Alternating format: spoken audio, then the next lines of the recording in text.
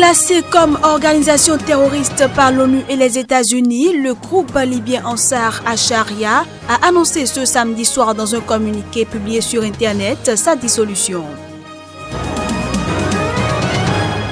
Élection législative du 30 juillet prochain au Sénégal, 10 partis les plus influentes de l'opposition lancent la coalition Manko Taou Sénégal pour remporter la majorité à l'Assemblée nationale.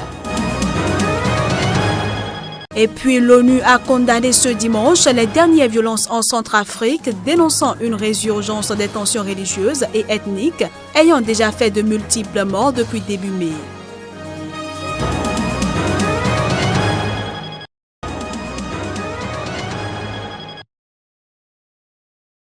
Le groupe islamiste libyen Ansar al-Sharia dissout.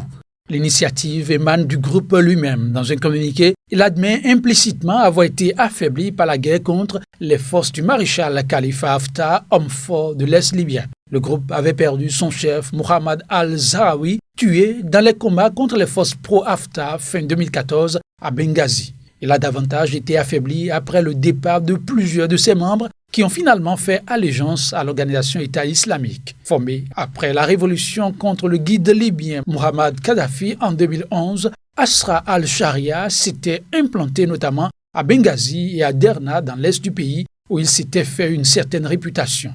D'autres filiales ont été créées plus tard à Sirte et à Sabrata dans l'ouest du pays.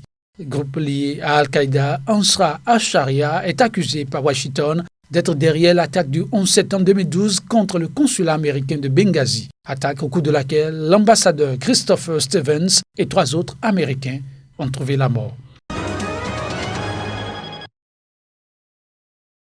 L'opposition fourbit ses armes au Kenya après s'être rassemblée derrière un unique candidat pour s'opposer à l'actuel président Uhuru Kenyatta. L'opposition a tenu un meeting politique à Nairobi pour marquer le début de la campagne électorale. Et le gouvernement en prend pour son grade. Je vous dis depuis 4 ans qu'ils mènent les Kenyans dans la mauvaise direction. Nous avons adopté une nouvelle constitution pour protéger les Kenyans ordinaires. Vous avez transformé notre pays en un pays pour les riches. Leur travail est d'exploiter les droits des autres Kenyans.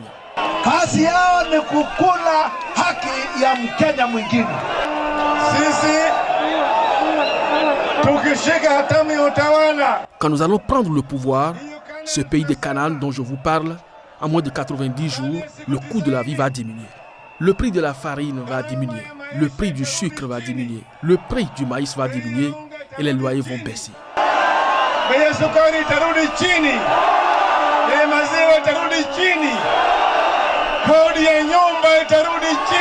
Ile safari ya kuhakikisha watu wamekula unga na ugali imeanza leo hii. Le voyage pour s'assurer que les gens ont accès à des repas de maïs a commencé. Le voyage pour s'assurer que les gens puissent boire leur thé avec du sucre a commencé. Je veux vous dire ceci. Nous sommes 10 millions. 10 millions et à Nairobi, nous donnerons 1,5 million de votes pour la NASA. Na Nairobi tutatoa kura 1,1 million. Raila Odinga, 72 ans et vétéran de la scène politique kenyane, déjà 3 fois candidat malheureux à la présidence, conduit ainsi l'opposition à la bataille de cette présidentielle avec Kalonzo Musyoka, candidat au poste de vice-président. Cette élection de 2017 sera donc un remake de celle de mars 2013, le ticket Odinga-Musyoka étant de nouveau opposé à celui d'Uhuru Kenyatta et de son vice-président William Ruto.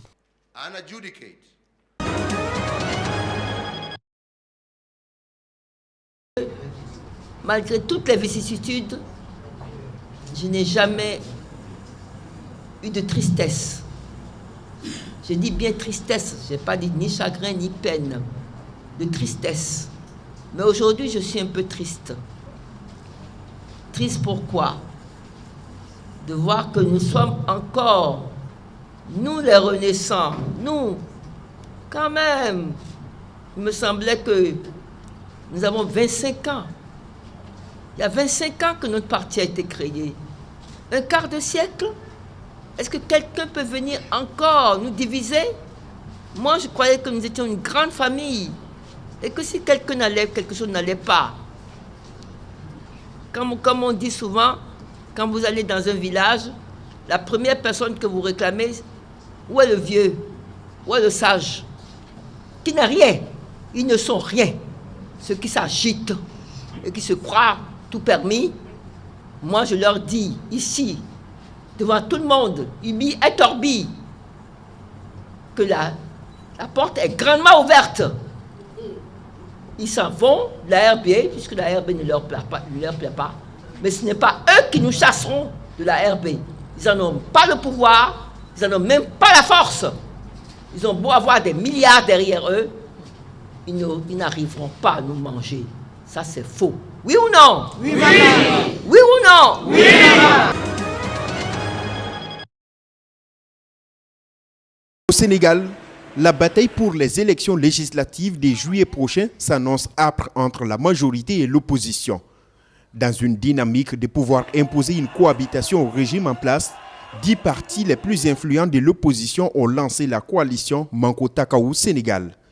L'objectif est de conduire une liste unique de l'opposition afin de remporter la majorité à l'Assemblée nationale.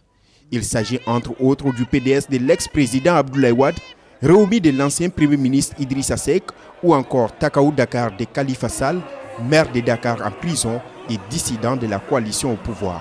Ce bloc est en train de faire peur parce que pour la première fois depuis que Macky Sall est au pouvoir, il a en face de lui un bloc quand même qui peut faire mal. Qui plus est, cette coalition regroupe l'essentiel des forces de l'opposition. Cette nouvelle coalition de l'opposition est constituée de partis, de coalitions politiques et de mouvements citoyens. Selon ses leaders, elle résulte d'une analyse commune de la situation politique du pays et des mesures de redressement national à prendre immédiatement. Du côté de la majorité, on minimise la force de l'opposition. On n'a aucune appréhension, aucune crainte non plus, puisque ce qui fait cette coalition, c'est le regroupement formel du camp du non lors du référendum. Ils ont formalisé à travers une nouvelle appellation, mais c'est ceux qui ont été battus lors du dernier référendum et qu'on a toujours battus. Pourtant, les partis au pouvoir est secoué par des tiraillements à l'interne, notamment sur la question des investitures.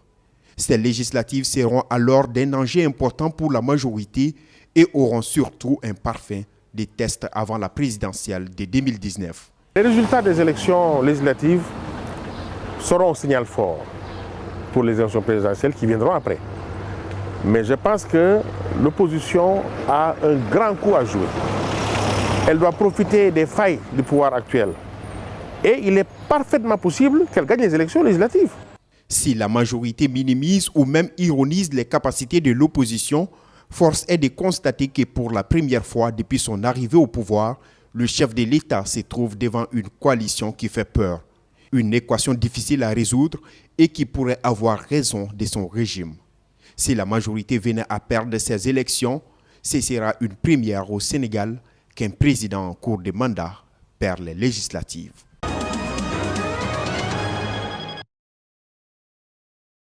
La société civile du Burkina Faso se mobilise. Plusieurs de ces organisations ont créé une nouvelle coalition. La plupart d'entre elles ont pris part à l'insurrection populaire d'octobre 2014. Ce nouveau creuset se donne pour mission de maintenir la veille citoyenne.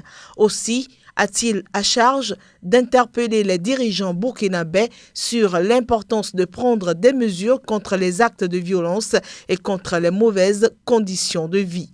La nouvelle structure baptisée Coalition Bouribana, qui signifie en langue nationale Dioula, la course est terminée ou encore fin de parcours, regroupe plusieurs centaines d'organisations membres du cadre de concertation nationale des organisations de la société civile, dont le mouvement du 21 avril, la Coalition africaine pour la Renaissance, en pointe dans la chute du régime Compaoré.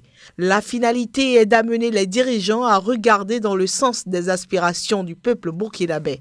À en croire la porte-parole de la nouvelle coalition d'organisations de la société civile, l'espoir qu'a suscité l'élection de Roch Marc Christian Kaboré se convertit progressivement en désespoir au sein de la jeunesse et des femmes.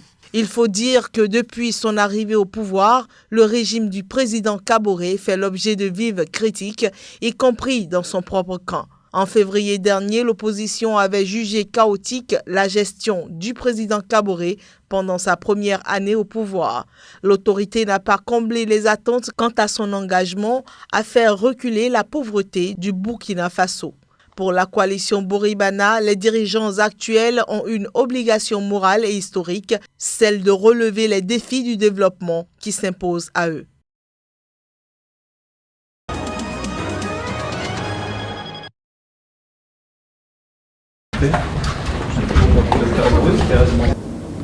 Premier cas de virus Zika en Inde.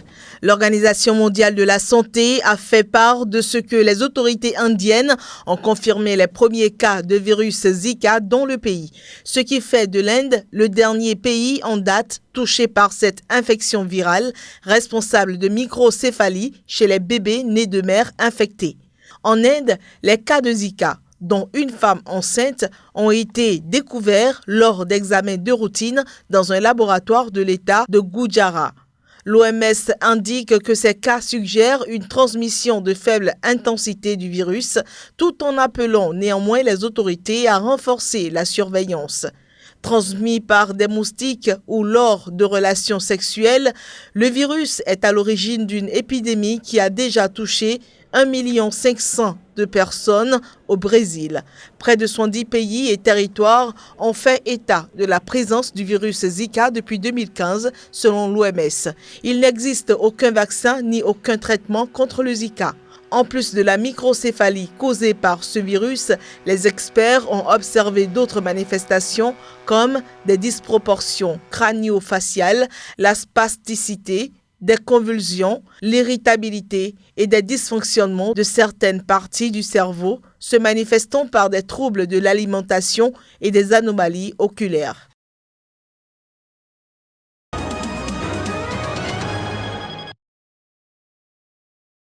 Torture, accidents, disparitions, décès.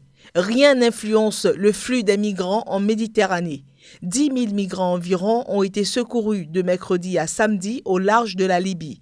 Au moins 54 autres sont morts en mer pendant ces 4 derniers jours, à en croire les gardes-côtes italiens et libyens. Nous les avons trouvés à environ 30 km de Tripoli. Grâce à Dieu, on les a sauvés. Il y avait 562 migrants africains dans le bateau. Grâce à Dieu, on est arrivé à la base navale de Tripoli. Ils sont vraiment nombreux et on a beaucoup de travail. Je veux aller en Europe car je suis fatigué. On ne reçoit aucune aide de notre gouvernement, de personne. On doit affronter crise après crise. C'est fatigant.